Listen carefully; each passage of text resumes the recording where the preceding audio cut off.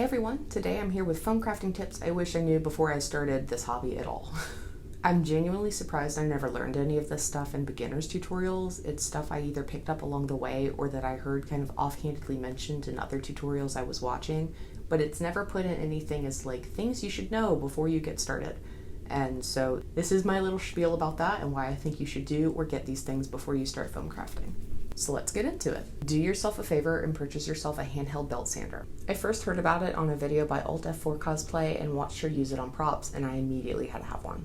It's great for sanding planes, odd angles that you can't easily reach with a Dremel, and smoothing the back of floor mats. I use it for all of my swords and props where I have to get those really nice long blade edges as well as seams on armor that I can't easily get to with a Dremel because of how bulky those machines are. And honestly, the best part of it is being able to use it to smooth down the back of the floor mats. I don't have the cosplay funds to be able to purchase the really nice like cosplay foam that's smooth on both sides, so this allows me to have that without having to pay the money for it, which is really nice.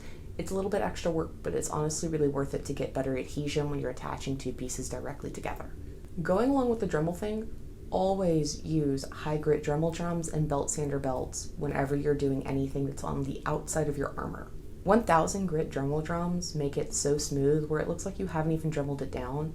It's honestly something I really wish I knew about from the beginning because I was using really rough grit Dremel drums. I didn't really know not to because I thought Plastidip would smooth it out. It does not smooth it out. There's very definite bumps on a lot of my stuff because I used the lower grit Dremel drums. But so that you don't just waste your lower quality drums, make sure you use those on something where you won't be able to see it. Don't underestimate hot glue. A lot of cosplayers make jokes about hot glue being like the lazy glue, that it's the subpar glue to use for anything. And yes, there's definitely times where contact cement is the better choice, but I have found hot glue to be very useful for a variety of things. It's great for attaching non-foam details to foam, for attaching different types of attachments. I used hot glue to attach all my spikes to Alphonse's armor. I used it for attaching my skulls to Sylvanus' shoulders and the bows to Jester.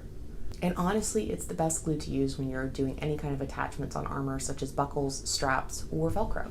It's surprisingly durable and it's really great to use to just reinforce things. It's just that extra bit of security sometimes on your attachments, and it's easy enough to touch up if something goes wrong.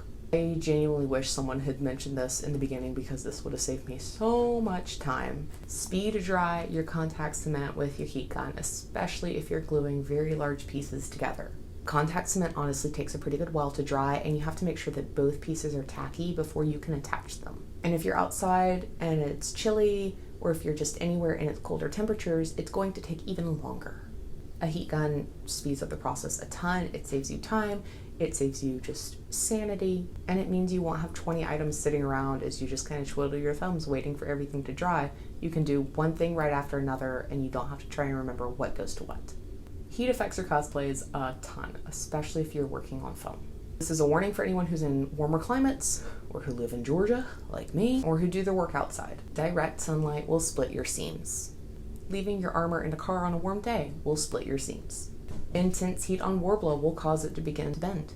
In the other extreme, cold weather will cause, if you're using any kind of acrylic paint, to crack, which is not great.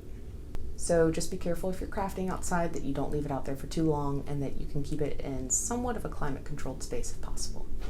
I hope these tips help you and you don't have to learn the hard way, like I did, with splitting armor and sloppy props and poorly attached fasteners. As always, if you have any questions, let me know down below in the comments. If you have anything to add to this list, please feel free to put it down there because share the wisdom. And as always, I hope you all have a great day and I will see you all next time.